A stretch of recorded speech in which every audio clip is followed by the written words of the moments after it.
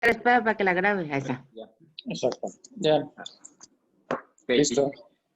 Bueno, el día de hoy vamos a ver el tema de taquicardia paroxística supraventricular o taquicardias supraventriculares. Realmente es un tema bastante extenso por todas las patologías que engloban estas taquicardias supraventriculares, que como su nombre lo dice, pues son todas aquellas taquicardias que se van a desarrollar o que van a iniciar por arriba del nodo auriculoventricular o por arriba del haz de His.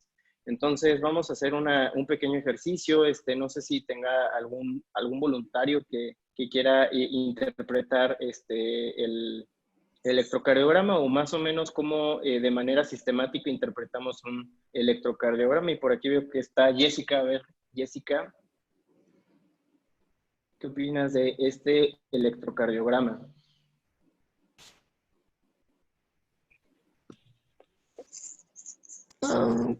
Solo veo la portada. Ahí está.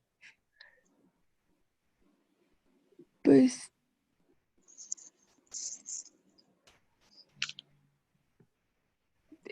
primero es una taquicardia. Tiene una frecuencia de más o menos 150. No le encuentro ondas P. Y Ok. pues los QRS están estrechos. Ok, muy bien. ¿Por qué es taquicardia, Jessica? Por la frecuencia. Ok, la frecuencia es mayor ¿de cuánto? Arriba de 120 tiene que ser para una taquicardia. Ok, bueno, aquí lo primero, definimos taquicardia es arriba de 100, ¿no? O sea, todo ritmo que tengamos arriba de 100 latidos por minuto, que tengamos esa frecuencia, lo vamos a definir como una taquicardia. Ok, hasta ahí vamos bien. Sí, aproximadamente tiene 150, 160 latidos por minuto. Bueno, la frecuencia que tenemos de respuesta ventricular. ¿Por qué? Por los QRS, ¿no? Que podemos medir de RAR. Y hacer ahí nuestro cálculo. Y posteriormente, pues el ritmo. Efectivamente, Jessica nos dice que pues no existe una onda P. Sin embargo, pues el RR es regular o irregular, Jessica. A ojo de buen cubero, obviamente.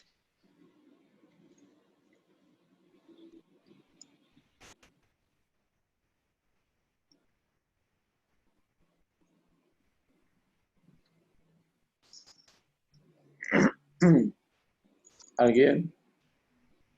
¿Cuál más? Regular. Sí, ya para... Es regular, ¿no? Entonces tenemos un RR regular, no tenemos onda P, tenemos un QRS estrecho, que bien lo dijo Jessica, y bueno, más adelante vamos a ver a qué se refiere con eso el QRS estrecho. Y pues bueno, con esta imagen es una de las imágenes que vamos a estar repitiendo a lo largo de la plática como una taquicardia supraventricular, y vamos a ver por qué es supraventricular si no tenemos onda P y siempre creemos que todo lo que es supraventricular, pues es sinusal, ¿no? Cuando no es así, no necesariamente esta taquicardia se originó desde el nodo sinusal, en el cual, pues en este electrocardiograma puede que lo que estamos viendo es, o lo que no estamos observando, es de que a lo mejor las ondas P, pues caen dentro de estos complejos QRS, y esto, pues generalmente es por un automatismo ectópico, ¿no? Que ahorita vamos a ver. Entonces, toda esta plática fue sacada de estas guías del 2019 de la Sociedad Europea. Son un poco pesadas, la verdad, al revisarlas o a leerlas. Sin embargo, como una sugerencia, todas estas guías tienen una posibilidad de ver unos anexos. Nos mandan así unos textos para cuando tenemos alguna duda técnica o teórica, y pues con eso se complementa, pero todo, pues los links nos manda directamente de aquí. Entonces vamos a iniciar con la revisión del tema, nada más que... Ok. La definición, pues, de una taquicardia supraventricular es, pues, toda aquella frecuencia cardíaca que va a tener más de...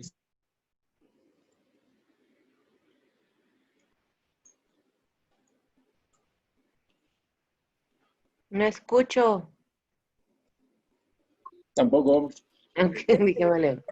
Ya se salió, se me hace otra vez. No, no, sí está. Ah, no, sí está. Ahí está. Carlitos, no se oyó nada. Espera. Yo ni oigo ni veo. Ajá. Hola, hola, ¿y me escucho mejor? Sí. Ok, sí, es mi internet. Entonces, ustedes Ujú. disculpen, no contraten. Hay que pagarlo. No, está fallando mucho desde ayer. Por todos lados. Ah, sí es cierto. Ahora que lo dice. Aquí en mi casa también se fue mucho.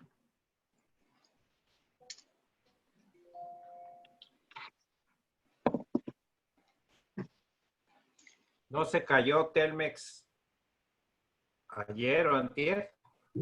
Sí, y también Megacable. Yo sé que yo tengo.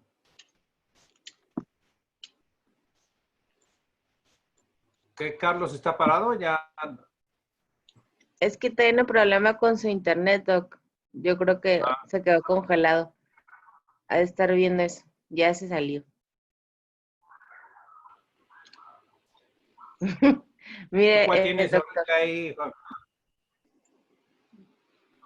¿Y ¿Infinito? el mon? ¿Cómo? Perdón, ¿Cuál tienes profe. ahorita? Ahora ¿El sí. Infinito o cuál? Sí, el Infinitum Dock. Se supone que ya está 5G y no sé qué tanto, pero bueno, ahí va. ¿Y ahí se escucha bien y me veo bien? sí. Ok, espero que no se desconecten nuevamente. Entonces, la definición de la taquicardia supraventricular, pues les comentaba que es una frecuencia mayor de 100 latidos por minuto, que nosotros lo podemos contabilizar en el electrocardiograma por la respuesta ventricular y que está causado por mecanismos que están por arriba del haz de His. Aquí es importante recalcar que es en reposo, un paciente que pues tenemos una frecuencia mayor de 100 y que está en algún estado que, ejemplo, el ejercicio o en un estado infeccioso, pues no se considera como tal pues una taquicardia anormal o una respuesta anormal, porque es algo esperado ante un estímulo liberador de catecolaminas o como puede ser el ejercicio o un proceso infeccioso. Aquí se tiene que diferenciar en específico con algunos tipos que son las taquicardias de QRS ancho, diferenciarlas con las taquicardias ventriculares, que realmente también es algo complejo al momento de nosotros recibir al paciente o ver un electrocardiograma por primera vez en el paciente en agudo. Tenemos que diferenciar de la fibrilación auricular, que como vamos a ver más adelante, muchas de las ocasiones, algunas de estos trastornos eléctricos de conducción anómala se relacionan a la fibrilación auricular y muchos de ellos presentan varios trastornos o varios automatismos dentro del mismo paciente. Entonces, ahorita lo vamos a hablar más adelante, que para fines prácticos, la fibrilación auricular sí es una taquicardia supraventricular, sin embargo, siempre se estudia de forma aparte por el riesgo.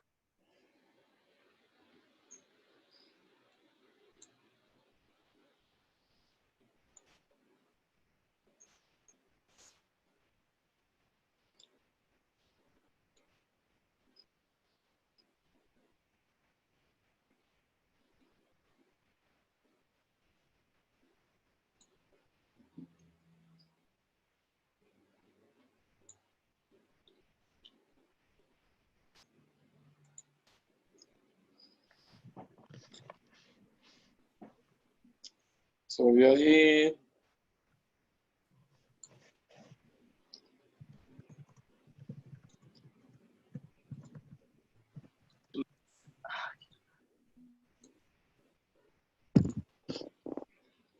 La Lupita ha enseñado muy bien a varios.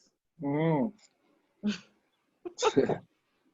Son fallas técnicas que pasan. Ujú, ujú. Lupita debe pagar. Ay, Lupita debe de cooperar para todos los desayunos que se deben. Sí, por enseñar ese tipo de cosas. además, lo mío fue en el R1, ya pasó. Nunca se olvidará, nunca se A olvidará. ver, no sé cómo bloquear esta. Ok, pues perdonen ustedes. Bueno, entonces es más frecuente en mujeres con una relación 2:1 y en mayores de 65 años es 5 veces más, tiene 5 veces más probabilidad de presentar una taquicardia supraventricular que en pacientes jóvenes y generalmente esto se ve dentro del contexto de una enfermedad cardíaca estructural.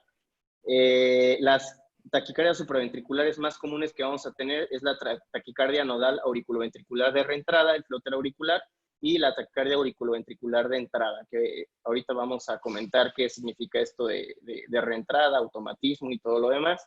Y los episodios se ven más frecuentes, por ejemplo, en pacientes que tengan una cardiopatía estructural durante el embarazo en las pacientes jóvenes y bueno, por ejemplo, en caso específico para el flóter auricular, pues no se conocen incidencias o muy específicas o prevalencias dentro de la población de forma específica. Vamos a tener de forma muy breve, les voy a comentar los mecanismos electrofisiológicos que pues lo que va a suceder dentro de las taquicardias supraventriculares es que tenemos un impulso anormal.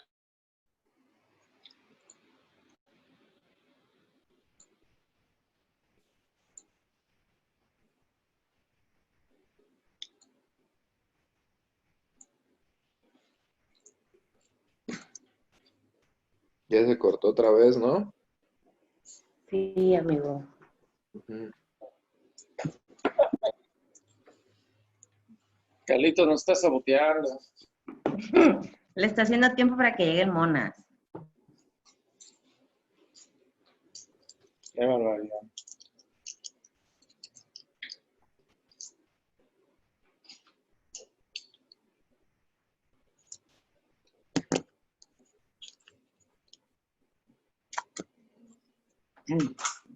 ¿Qué compañía tiene él? Yo Telcel. Dice que Telcel. No, No, Infinitum, ¿no? Infinitum. Ajá. Generalmente ese estaba jalando bien, ¿no? Sí. Ya digo. A ver, ya voy a cambiar ahí mi router. Es que ahorita todos estamos metidos aquí en la red. Bueno, ya espero que no haya mayor problema. Bueno, entonces, como le estaba comentando, los mecanismos electrofisiológicos es de que tenemos un automatismo dentro de células que no son propiamente del sistema de conducción y vamos a tener dos etiologías principales. Vamos a tener que puede ser por reentrada, los mecanismos principalmente pueden ser por reentrada o pueden ser por automatismo anormal. Voy a explicar esta parte de qué es la reentrada y qué es el automatismo anormal. Cuando nosotros hablamos de un automatismo anormal, como por ejemplo lo llegamos a tener en la fibrilación auricular, esto quiere decir que vamos a tener, este es el potencial de acción, y nosotros vamos a tener una disregulación en todo este periodo que es la diástole, en el cual se supone que no se debería despolarizar, no se deberían de estar despolarizando estas células. Tenemos una expresión diferente dentro de los canales de calcio y los canales de potasio, para que nosotros, o esto va a permitir que tengamos un automatismo, que se despolarice el miocito sin recibir el estímulo propio del nodo sinusal, y entonces va a entrar en un automatismo. Él solo se va a estar despolarizando por mecanismos o por esta alteración dentro de sus receptores. Y esto es la automatismo anormal y podemos tener una actividad de disparo. Esto puede ser, aquí tenemos dos potenciales de acción, puede ser temprano, como es en el primer caso que aquí les estoy señalando. ¿Qué quiere decir? Que todavía no se termina el primer proceso de despolarización y ya se volvió a despolarizar el siguiente, o ya entró en el siguiente ciclo de despolarización, o uno tardío. Cuando ya damos por terminado el potencial de acción, entramos a la fase diastólica, y aquí en la fase diastólica entran estos mecanismos en los cuales se despolariza.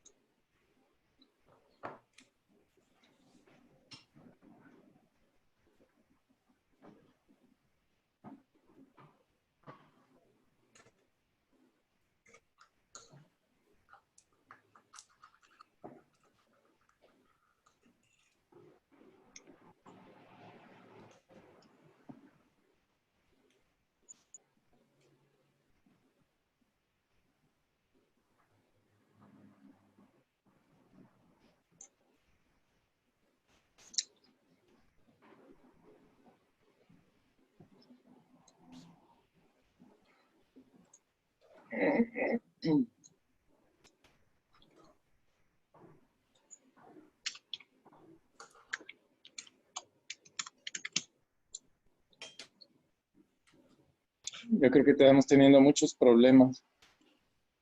Ya te voy a salir, Carlitos. Ahí viene. Sí, no, perdón. Ahora sí que no.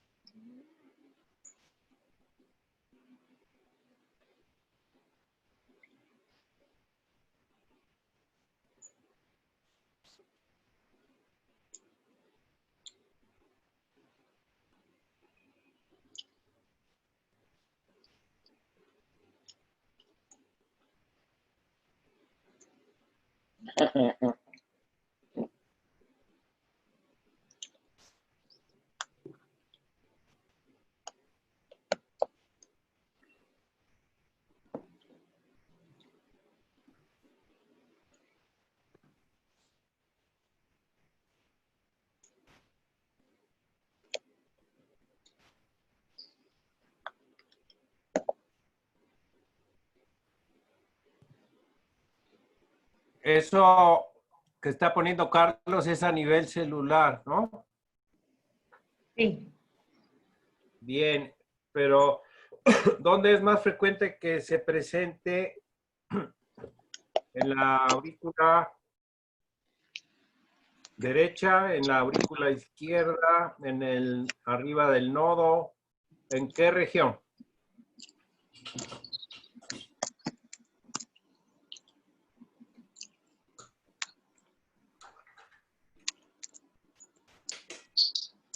¿Alguien sabe?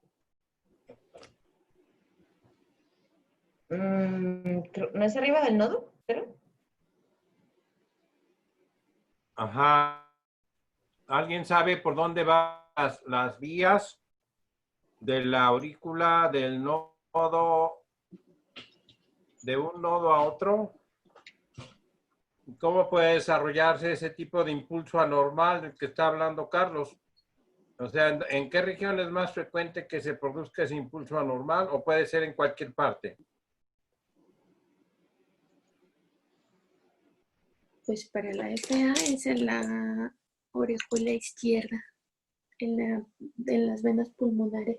Bien, por ejemplo, mira, puede ser arribita del nodo AB, Ajá. puede ser arriba del nodo AB, puede ser casi pegada en el nodo sinoauricular.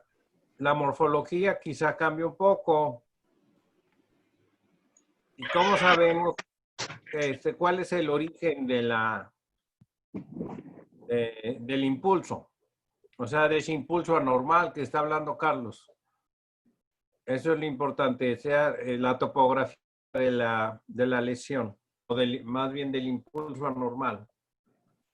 Consúltelo. Es la intranodal, ¿no? Adentro del nodo. Sí, puede ser, pero no es frecuente. A veces está arriba. ¿En qué región?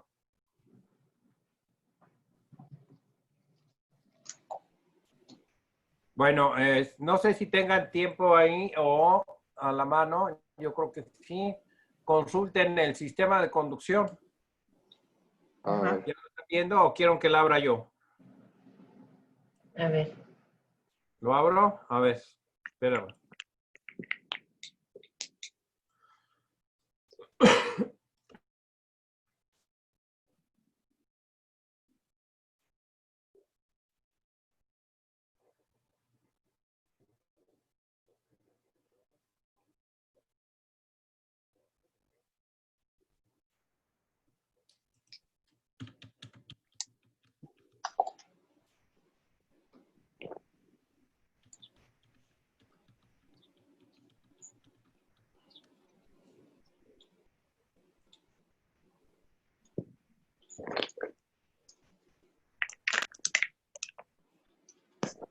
Doctor Márquez dice Carlitos que si lo deja entrar, por favor. Ya, Gracias.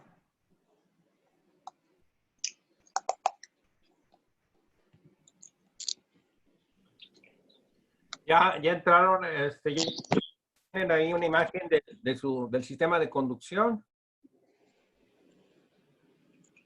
Ya, ahí está. ¿Ya? ¿Dónde se sitúa el nodo sinusal?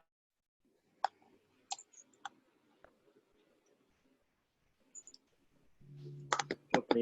Bueno. Casi a la ya. entrada, en la aurícula, casi a la entrada en la parte superior, casi a la entrada de la cava.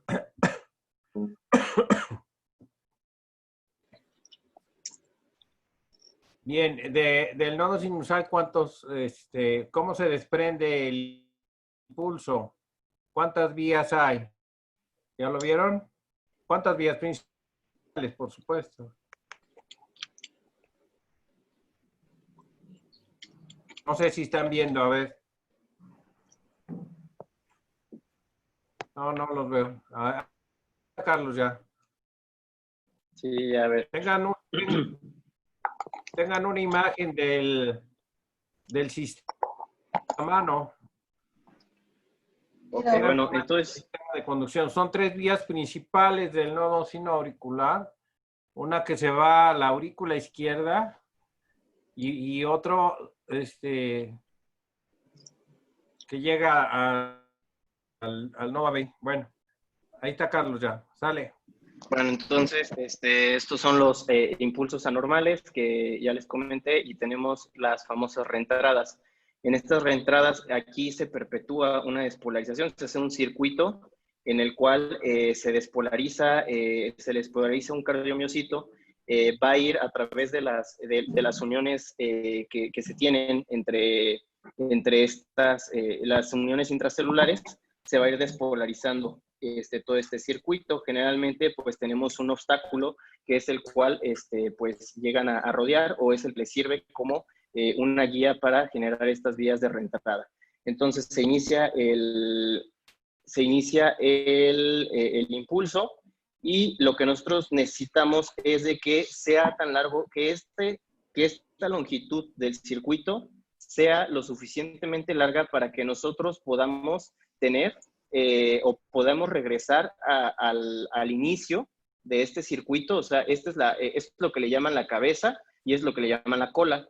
Entonces, cuando el circuito cuando el circuito se complete, este circuito tiene que ser tan grande o tiene que durar tanto para que nosotros podamos tener una unión o podamos tener al cardiomiocito totalmente excitable. ¿Para qué? Para que se pueda perpetuar este circuito. ¿Qué pasa si nosotros inicia aquí el circuito y de repente llegamos a una zona en la cual todavía no se puede despolarizar el cardiomiocito porque todavía está en un estado de hiperpolarización? En este caso, pues se finaliza el circuito. Por eso estos generalmente son macro o microentradas, que más adelante les voy a comentar cuáles son los principales ejemplos. Y bueno, aquí está un esquema de cuáles son cuáles son las principales vías o cuáles son las principales fisiopatología de las más comunes, de las taquicardias supraventriculares más comunes. Ejemplo, en una taquicardia auricular, nosotros tenemos un automatismo anormal. ¿Qué quiere decir? Que iniciamos de un cardiomiocito que se despolariza y por estas uniones que se tienen, se van a ir despolarizando de manera anormal el resto del tejido auricular. Tenemos otro ejemplo que son por ejemplo, lo que es el flóter. El flóter es dependiente de una reentrada. Como ustedes pueden ver, se inicia en un foco ectópico, que en este caso sería en esta zona, y va a completar el esquema o va a completar el circuito y de esta forma se vuelve a despolarizar el miocardio. Entonces, esto es una reentrada. O sea, estos que siempre vamos a ver así como estos ciclos, son las reentradas. Puede ser ortodrómica o antidrómica, dependiendo si sigue la dirección natural o va en contra de la dirección de despolarización, ejemplo, de las de His. El ortodrómico, pues va en la dirección en la cual se despolariza el haz de His, mientras que el antidrómico va en dirección opuesta. ¿ok? O sea, va de abajo hacia arriba y el otro va de arriba hacia abajo, ¿no? De manera muy general. Bueno, entonces todos estos focos o todos estos episodios de taquicardia, pues tenemos factores que van a ser precipitantes. Es decir, que un miocardio que ya es susceptible a que pueda desarrollar estos focos, como puede ser una cardiopatía isquémica o alguna cardiopatía congénita, el abuso de algunas sustancias como es el alcohol, nicotina, cafeína, o algunas otras drogas como es la cocaína, la anfetamina e incluso fármacos.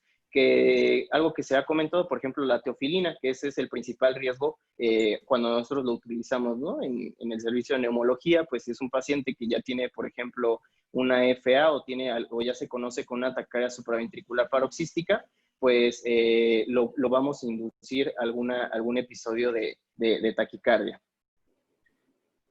La presentación clínica va a ser muy variable, puede ir desde lo más leve o puede ir desde lo más simple, que son las palpitaciones, la fatiga, cefalea, o podemos llegar hasta la inestabilidad hemodinámica.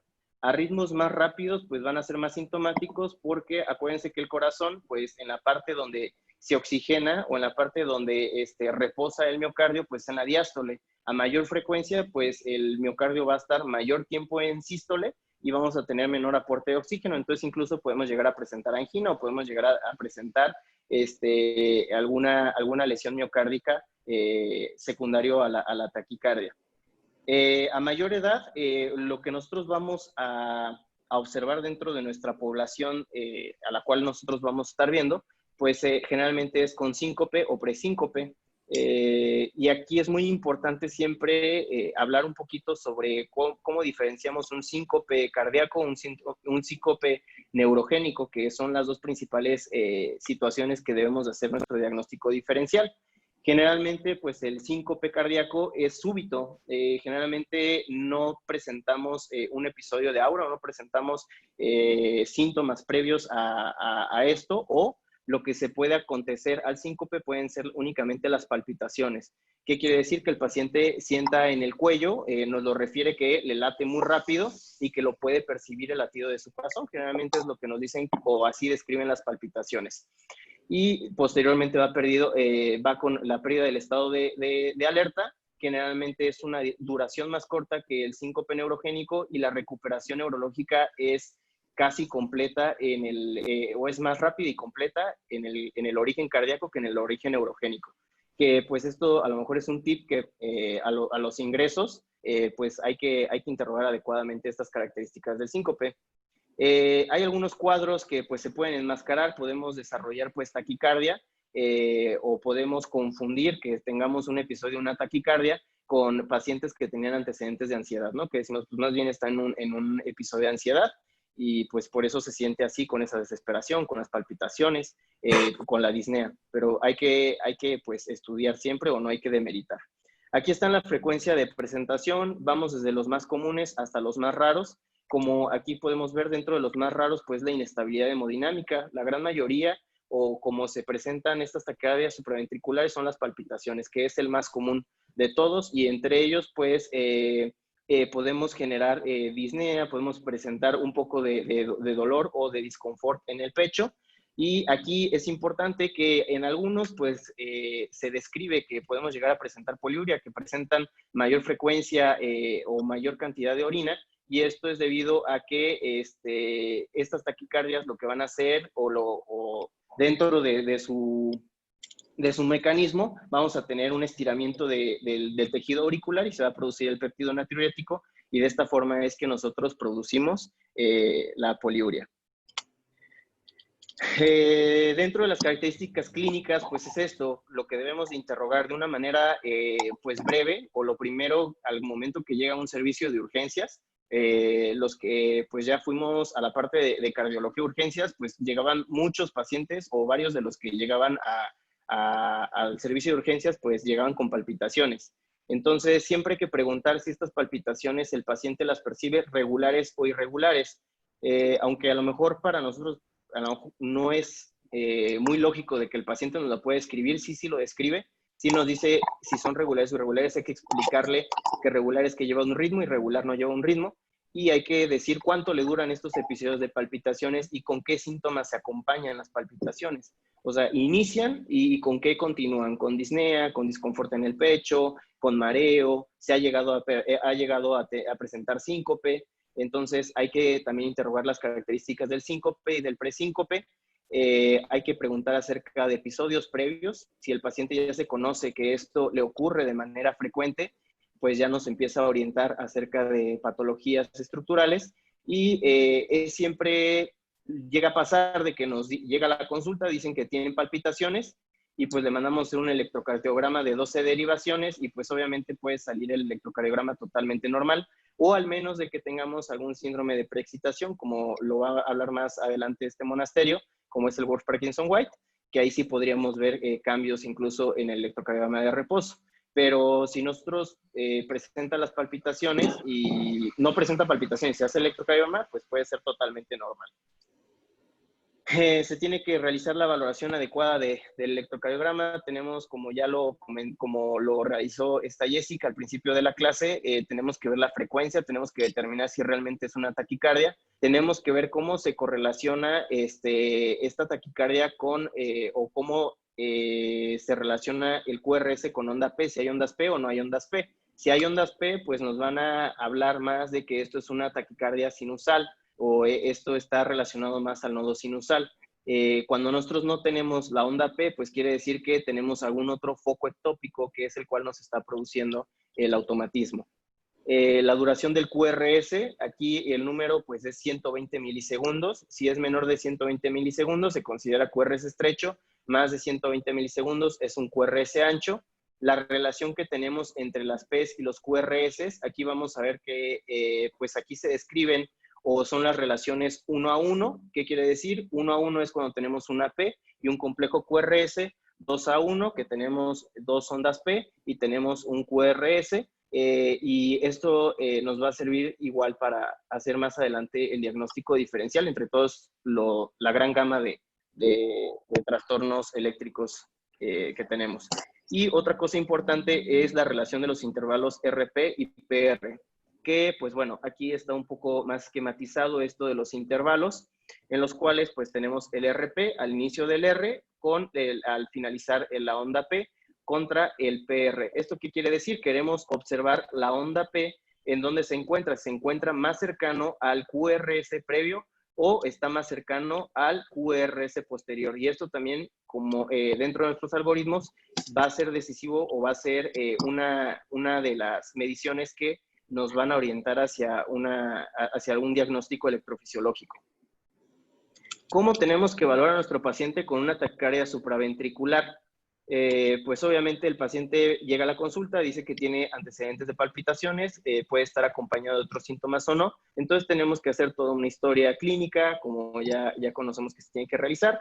De manera basal, pues requerimos un electrocardiograma de 12 derivaciones para nosotros documentar si realmente pues es una anomalía que va y viene, o tenemos una anomalía incluso eléctrica de base y que únicamente se exacerba en algunos periodos y esto nos lleva a estos episodios de taquicardia. Como por ejemplo podría ser una FA. En una FA el paciente no todo el tiempo tiene las palpitaciones, puede ser permanente y pues realmente no le genera ningún disconfort o es mínimo a lo mejor la intolerancia hacia la realización de actividades físicas.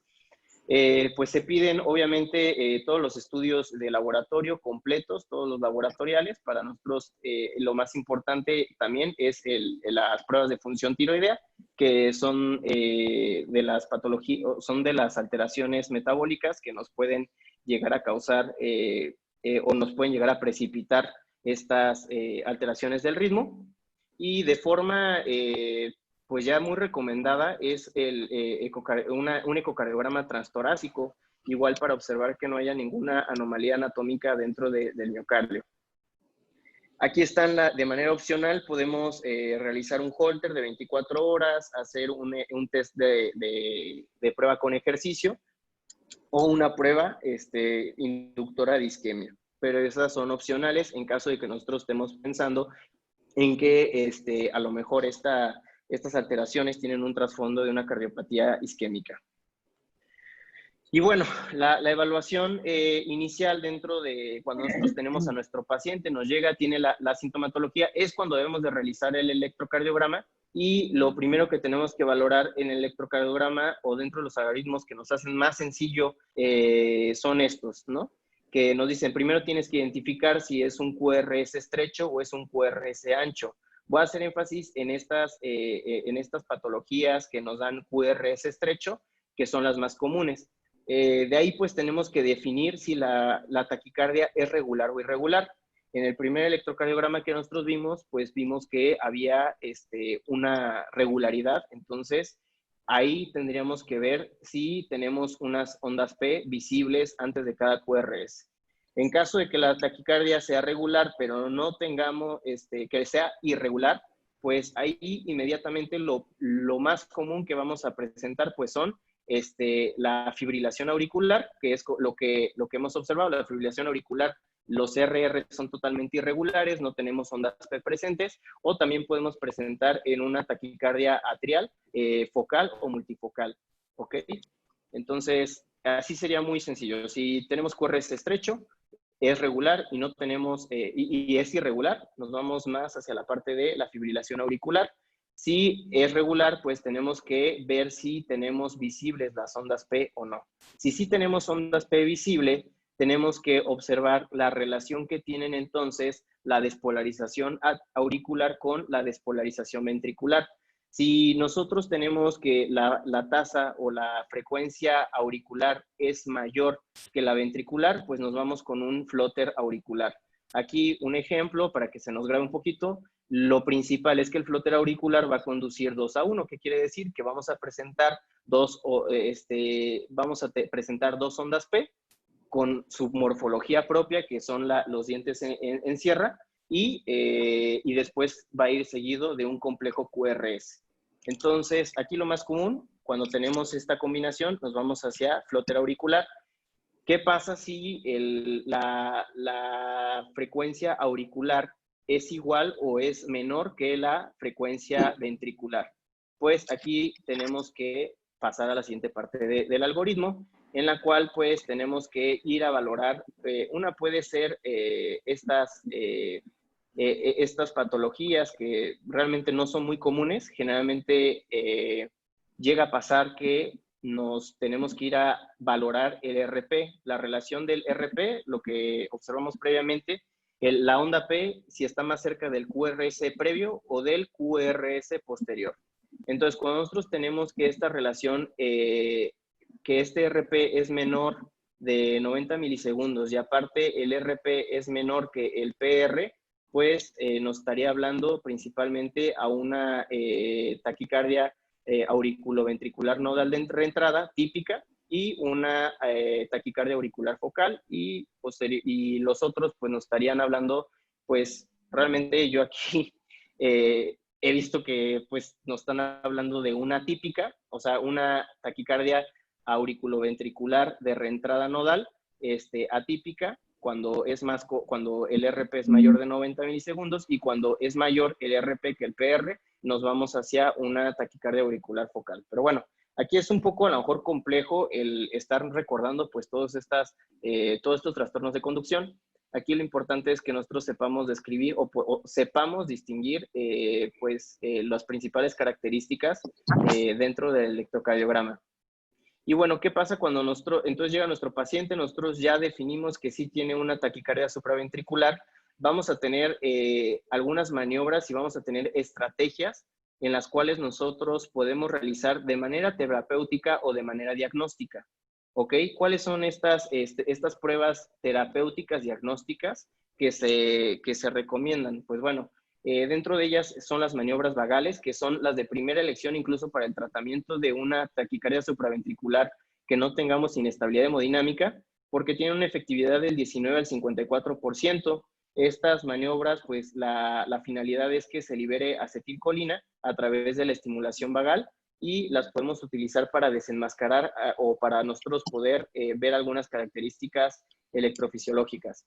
La maniobra de Valsalva va a ser la primera línea de tratamiento y no se tiene ninguna evidencia para desaconsejarla. Hay alguna bibliografía que dice que pues a lo mejor ya no se tendría que hacer de primera instancia la maniobra de Valsalva, que podríamos llegar a generar incluso hipotensión o bradicardia extrema, pero realmente no hay evidencia que respalde esas recomendaciones. Y la maniobra de Valsalva, pues ahorita hay una variante o la maniobra modificada. Se ha realizado este cambio y se ha visto que ha pasado de un 17% de efectividad hasta un 43%.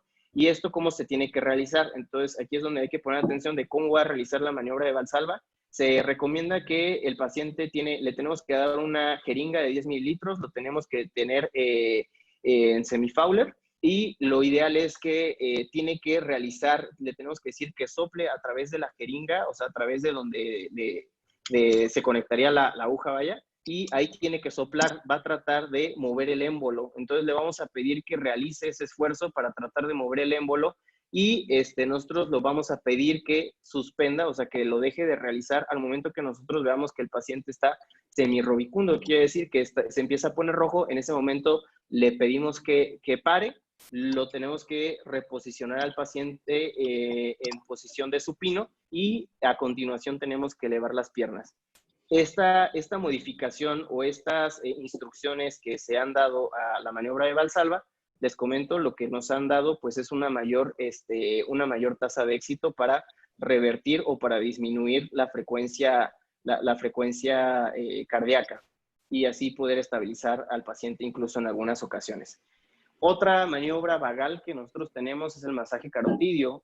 Aquí nosotros le vamos a indicar al paciente que se tiene que realizar con el cuello extendido, y se tiene que realizar una rotación al lado contralateral a donde vamos a realizar el masaje. Esto vamos a hacer una presión de 5 segundos de manera unilateral. No se tiene que hacer, o más bien no está descrito que se tengan que realizar de manera bilateral, y así tenemos menos riesgo de complicaciones al realizarlo de manera unilateral. ¿En quiénes no se deben de realizar? No se deben de realizar o están contraindicados, o es una contraindicación relativa en pacientes que hayan presentado AITs previos o EBCs previos por el riesgo que tenemos de una enfermedad carotidia. Posteriormente, pues, dentro de los principales fármacos que vamos a utilizar para frenar esta taquicardia, si nosotros aplicamos las maniobras vagales y no tenemos una adecuada respuesta, es decir, no tenemos una reducción de nuestra frecuencia cardíaca y no disminuimos los síntomas, vamos a pasar a la parte farmacológica, que es el segundo paso que debemos de realizar. Primer paso, maniobras vagales. Segundo paso, la terapia farmacológica. ¿Cuál es el principal medicamento que vamos a utilizar para revertir una taquicardia supraventricular de QRS estrecho? Es la adenosina, ¿ok?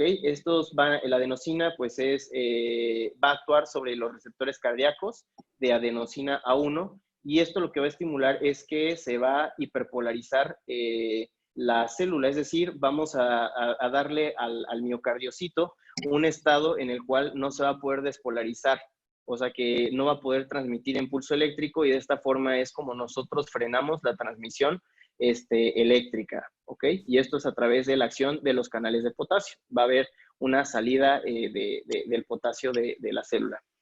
La dosis inicial que se recomienda es de 6 miligramos inicial, ¿ok? Y esta debe ser en bolo, y lo más importante es que al momento que indicamos los 6 miligramos, se tiene que hacer un lavado inmediato con 20 mililitros de solución salina, ¿ok? Entonces, esto es muy importante, porque luego cuando nosotros indicamos que pasan la adenosina, y en lo que cargan la jeringa de 20 mililitros y pasan la solución salina, pues ya no hacemos el adecuado lavado, y pues no vamos a tener el efecto requerido de la adenosina.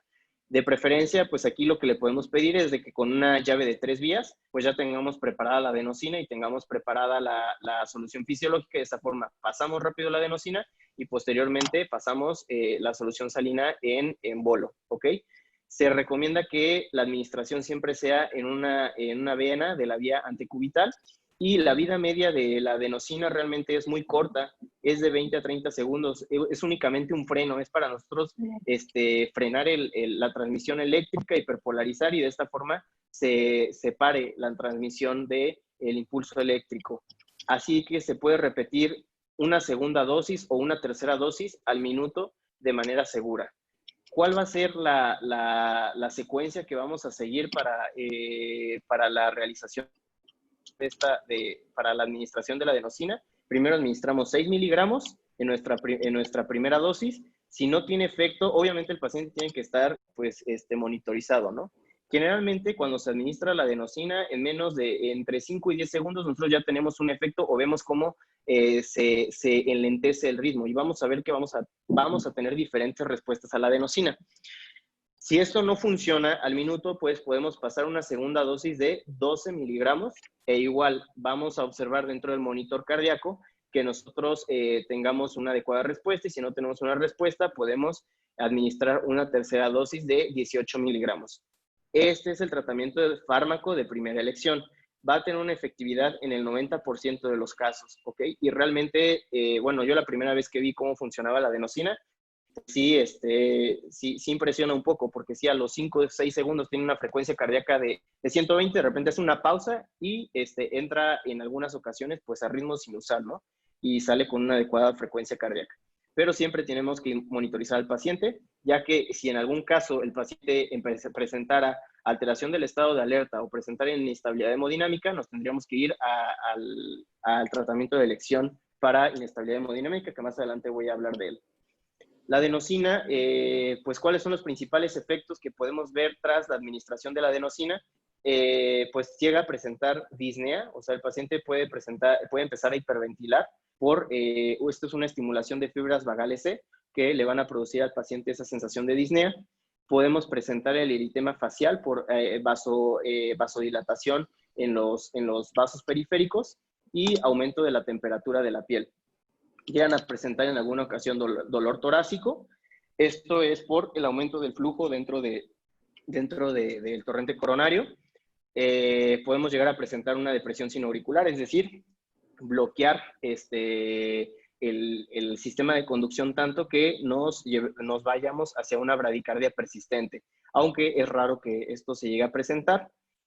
Después de que administramos la adenosina, el paciente podría salir en un ritmo o podría salir con una FA, y esto pues está principalmente asociado a mecanismos de reentrada auriculoventricular, y hay que tener mucho cuidado o no se tiene que realizar o no se tiene que utilizar o se tiene que monitorizar más bien en pacientes que tienen asma. Pacientes con asma, ¿por qué? Porque tienden a generar broncoconstricción, ¿ok? Entonces es algo que hay que tener en cuenta.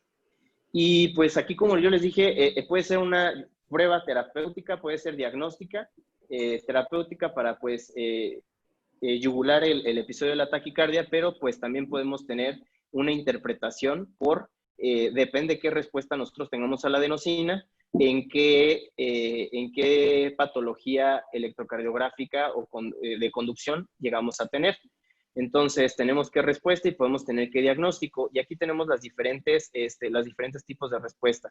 Desde que no tenga ningún efecto y que si no tiene ningún efecto, o sea, si ni siquiera se enlentece o ni siquiera tenemos algún cambio dentro de la frecuencia, pues esto quiere decir que probablemente sea una de dos, que no se administró adecuadamente, como les comentaba, que se administró primero la adenosina y pues se queda toda la adenosina dentro de la vía y no llega adecuadamente al torrente sanguíneo, o la otra es de que pues estamos hablando de una taquicardia ventricular que se está generando en una porción alta septal. Otra es de que nosotros tengamos una disminución o tengamos un enlentecimiento. Primero, o sea, se administra el medicamento, se empieza a enlentecer la frecuencia cardíaca y posteriormente se vuelve a acelerar. Esto nos habla, o si se comportan las taquicardias sinusales de forma principal.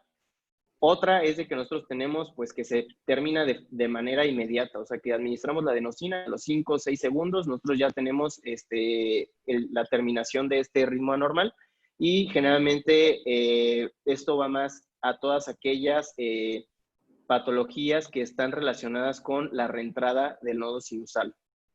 Y la otra es de que pues se mantenga la taquicardia atrial y que incluso llegamos a tener un bloqueo auriculoventricular, y esto sucede dentro del flóter auricular. Los segundos medicamentos que podemos utilizar para yugular los episodios de taquicardia de QRS estrecho son los bloqueadores de canales de calcio. Dentro de ellos los que se tienen que utilizar es el verapamilo y el diltiazem. Como les comento, son la segunda línea de tratamiento y aquí están las dosis en las cuales se tienen que utilizar. De forma estándar, pues aquí tenemos que se tiene que calcular por kilo de peso, pero para fines prácticos se puede utilizar de 5 a 10 miligramos de verapamilo. Es importante que esto es IV, ¿ok? Porque ya sé que tenemos verapamilo oral, pero no, si nosotros queremos tratar una taquicardia supraventricular, tiene que ser IV y se tiene que pasar en 2 minutos. Y la otra es el diltiazem, que se va a administrar 20 miligramos, igual IV en 2 minutos. Aquí la efectividad pues baja un poco, o es más variable, va desde el 64% hasta el 98%, y aquí lo que nos arriesgamos es que tenemos mayor riesgo de hipotensión. O sea, el paciente, al momento de administrar esto, pues tengamos una hipotensión por la vasodilatación que provocan los bloqueadores de canales de calcio.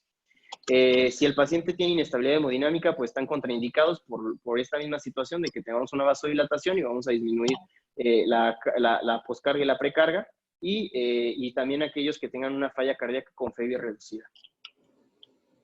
Otros medicamentos que son de segunda o incluso tercera elección, pues son los betabloqueadores, que realmente los betabloqueadores no nos van a controlar tanto el ritmo, sino nos van a controlar la frecuencia, únicamente nos van a disminuir la intensidad o más bien la frecuencia que nosotros presentemos. Y los que se tienen que utilizar, los que se recomiendan utilizar es el esmolol y el metoprolol. Ambos se tienen que utilizar de manera intravenosa. Y aquí están las dosis: esmolol 0.5 miligramos por kilo en bolo y metoprolol de 2.5 a 15 miligramos IV. Y esto se va a dar en bolos de 2.5. Entonces nosotros podemos iniciar con 2.5 y se pueden ir administrando hasta completar los 15 miligramos de manera segura. Como les comentaba, nada nos reducen frecuencia, pero no termina la arritmia. Y se contraindica en aquellos pacientes que lleguen con falla cardíaca y que estén descompensados, que estén con inestabilidad hemodinámica. Y siempre hay que tener en cuenta que no se tienen que asociar o sea, no podemos pasar al mismo tiempo los canales de calcio y después los betabloqueadores, o al revés. ¿Por qué? Porque si tenemos una vasodilatación y aparte nosotros frenamos la frecuencia con la que trata de compensar el corazón el gasto cardíaco, pues de esta forma el paciente pues nos puede llegar incluso a caer en un choque cardiogénico, ¿no? O se puede llegar a tener un paro. Y pues bueno, aquí está ya de forma muy resumida o de forma muy esquemática, pues cómo debe ser el algoritmo de tratamiento para una taquicardia de QRS estrecho. Lo más importante es valorar la inestabilidad, si hay estabilidad hemodinámica. Si no hay si hay inestabilidad hemodinámica, pues nos tenemos que ir directamente a la cardioversión. Acuérdense que la cardioversión eléctrica en cualquier tipo de arritmia que llegamos a presentar, pues es el tratamiento de elección, mientras que si no hay inestabilidad hemodinámica, pasamos primero a las maniobras vagales con un nivel de evidencia 1B. Si no funcionan estas maniobras vagales, pasamos a la respuesta farmacológica, como dijimos, adenosina, administrar de 6, 12 y 18 miligramos. Si esto no funciona en estas dosis de adenosina, vamos a pasar hacia los calciantagonistas o los betabloqueadores, ¿ok? Si nada de esto funciona y el paciente está muy sintomático o llega a caer en inestabilidad hemodinámica, pues tenemos que hacer una cardioversión eléctrica, ¿ok? Que más adelante les voy a explicar esta parte de la cardioversión. ¿Qué pasa si nosotros tenemos una taquicardia de un QRS ancho? Lo primero que se tiene que valorar es estabilidad hemodinámica, ¿sí o no? Si hay inestabilidad hemodinámica, es la cardioversión. Si hay estabilidad hemodinámica, primero, igual se tienen que dar maniobras vagales.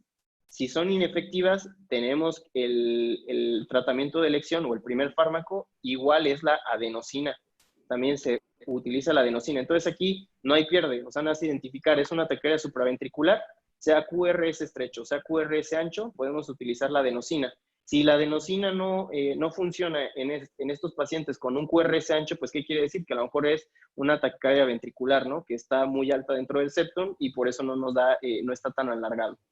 Si son inefectivas las maniobras con adenosina, los siguientes dos medicamentos aquí ya no son ni los calciantagonistas y no son los betabloqueadores, sino nos vamos con antiarrítmicos, nos vamos con amiodarona o procainamida, ¿ok? Que son los dos fármacos que podríamos utilizar.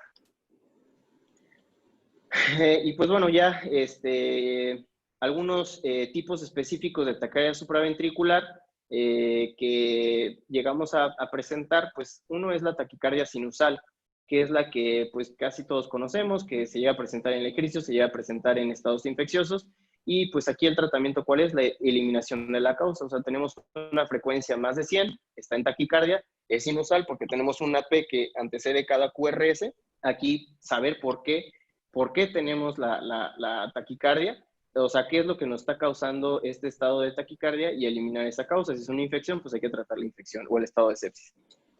Tenemos una taquicardia sinusal que es inapropiada. ¿Qué quiere decir? Que vamos a presentar un aumento del automatismo sinusal, pero este se va a presentar en reposo. O sea, el paciente sin hacer nada empieza a presentar la taquicardia. Si le hacemos un electrocardiograma al momento de que presenta estas palpitaciones, vamos a ver que es totalmente sinusal. Generalmente es multifactorial. Aquí lo que se recomienda es que se realice un Holter de 24 horas y si nosotros promediamos 90 latidos por minuto y que este aumenta en horas activas, pues es la forma en la que podemos hacer un diagnóstico de exclusión. Generalmente va a tener un curso benigno, únicamente la sintomatología son las palpitaciones, no nos causan inestabilidad hemodinámica y podemos dar beta bloqueador o podemos dar ibabradina. Otras taquicardias, que bueno, aquí pues únicamente para mencionarlas, pues la taquicardia sinusal de reentrada nodal, que aquí lo que comentaba es un circuito el cual va a estar entrando hoy va a estar despolarizando nuevamente el nodo sinusal. Generalmente se correlaciona con episodios paroxísticos de taquicardia, palpitaciones, mareos fosfenos y no va a responder adecuadamente hacia los betabloqueadores. Este síndrome, el siguiente es el síndrome de taquicardia postural ortostática. Este es bastante interesante porque realmente, bueno, yo la verdad no había leído mucho acerca de esta taquicardia postural ortostática.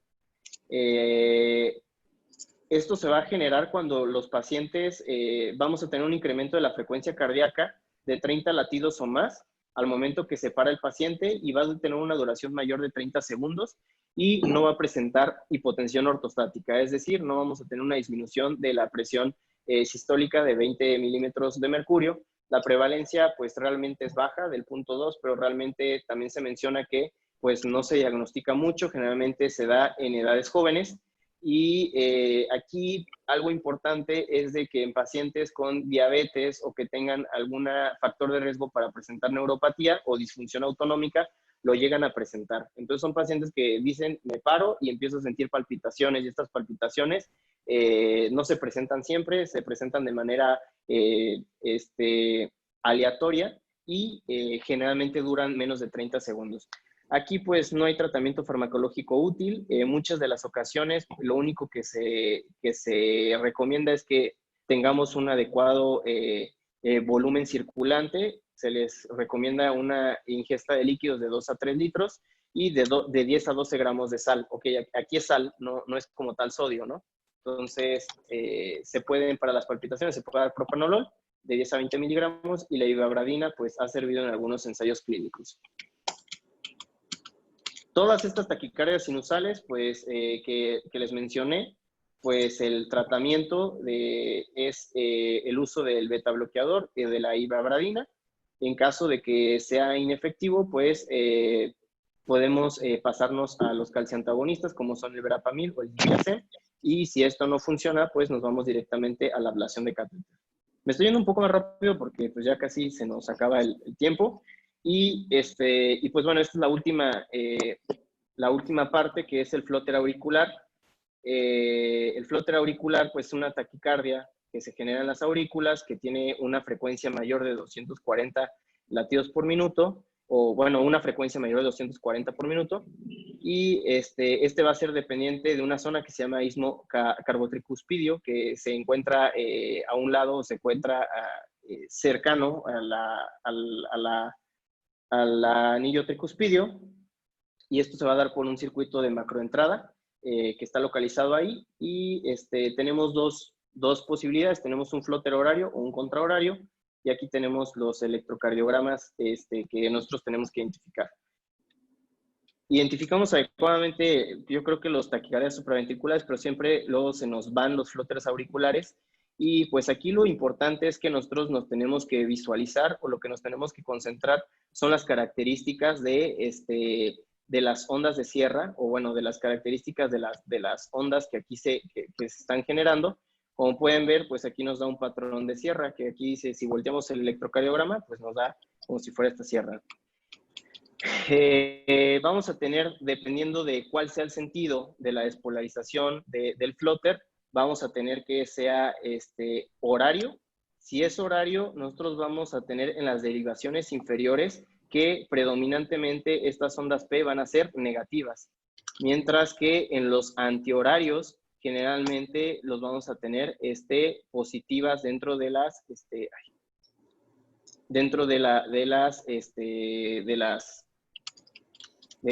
derivaciones inferiores.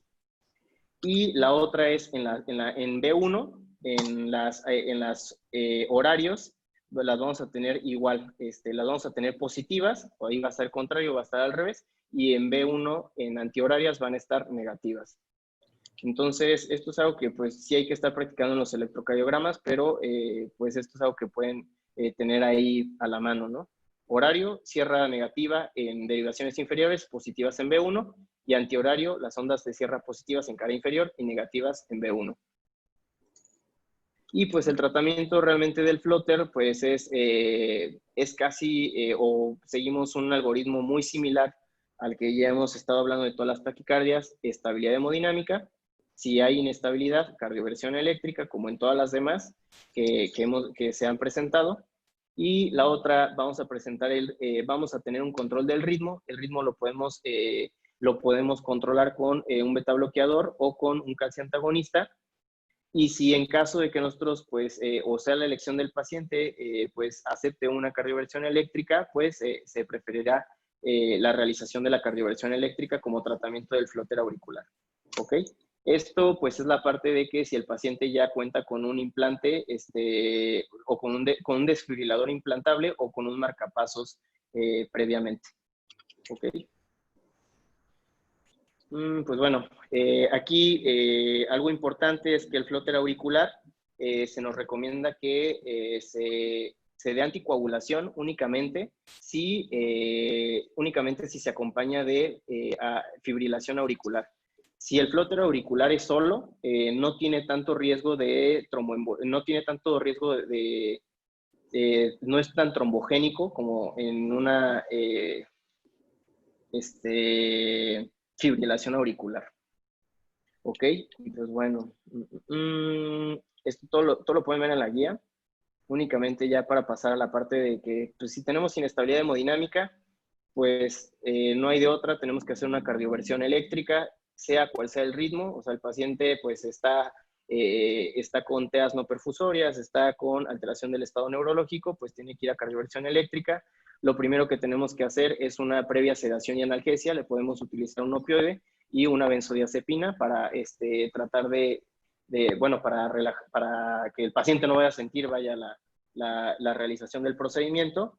Se tiene que tener preparado también todo, pues, el carro rojo, ¿no? En caso de que se tenga que realizar intubación del paciente, se tiene que monitorizar la oxigenación, se tiene que estar oxigenando con un ambú al paciente, y ya una vez que tenemos una adecuada sedación y que ya se haya pasado la analgesia, vamos a utilizar esta energía recomendada para taquicardias supraventriculares. Para taquicardias ventriculares van a ver que son más, o sea, que se utiliza más energía. Para las supraventriculares son energías muy bajas. Generalmente los que tenemos en el hospital, los equipos más nuevos, son bifásicos, y en estos vamos a aplicar 50 joules la primera descarga. Y si fuera monofásico, como son los que tenemos un poquito más viejitos, pues a estos se les van a dar descargas de 100 joules. Que actualmente se recomienda es pues que se dé que se utilice la corriente bifásica con 50 joules a baja dosis. ¿Ok? ¿Cómo son estos 50 joules? Si no funcionan, pues nos pasamos a 100 o 150 joules, ¿sale? Una segunda descarga. Y pues ya los tratamientos definitivos para casi todas las patologías que son por reentrada, pues, o que son focos ectópicos, pues es la ablación por catéter, en la cual se utiliza una radiofrecuencia, ondas con una frecuencia acelerada para tratar de eliminar estos focos ectópicos de despolarización. Y pues así es como más o menos son procesos invasivos. Se tienen que hacer en centros especializados que estén familiarizados con la realización de estos procedimientos. Y pues aquí están las tasas de éxito, de recurrencia y complicaciones y mortalidad en cada una de las principales indicaciones que tiene la realización de este procedimiento. ¿Ok? Entonces, como podemos ver, la tasa de éxito es muy alto. Donde tenemos más bajo es en la taquicardia auricular focal, y ahí es donde tenemos también mayor recurrencia. Todos los que son por mecanismos de reentrada, pues la tasa es bastante alta. ¿Por qué? Porque ahí lo que hacemos es cortamos el circuito y pues de esa forma pues ya no tenemos mayor despolarización del miocardio. Y eso sería todo. Traía aparte algunos electrocardiogramas, pero yo creo que por cuestión de tiempo, pues no sé si el viernes podamos verlo, en cuestión como forma de caso clínico con el electrocardiograma. Bueno, son 2 ejemplos que traía. Sí, el doctor Blasco nos dijo que para el viernes viéramos esos temas, la revisión del sistema. Ok. Y que viéramos Ok, vale. videos de YouTube para la ablación. Ok. Por ahí les Bueno. paso un dato. El doctor es experto porque lo padeció y fue sometido a ablación. Ah, De agua, ¿sí? Ok. ay, va a ser como usted con el CUSI. Ancina. Bueno, si alguien tiene algún comentario, la verdad es que ¿qué le puedo agregar a Carlitos? No, pues nada. Díganme, ¿qué me iban a decir? Un ¿Alguien que desayuno por el Mona. Mejor es internet. ni se apareció, ¿verdad? El Monas. No, se hizo como que la Virgen ya van 2 desayunos, doctor, ¿eh? No, tenía unos catéteres pendientes. Sí nos dijo. Sí. Doctor, mañana, ¿qué tema quiere que veamos? ¿El de Monas o el de Fatso? El Fatso. Ah, ok. Dejen descansar al pobrecito Monas.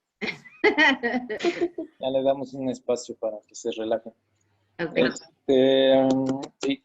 Acuérdame hoy en la tarde, sin falta, ver los temas para que mismo se los mandemos, porfa. Sí, doctor. ¿Quiere del temario de 1 y 2 o de Si 3 quieres y nos 4? comentamos como a las 4. Los dos Ok. para que pongamos ambas clases, ¿vale? Ok, vale. Vale. Nos vemos, chicos, gracias. Gracias, Carlitos. Bye. Bye.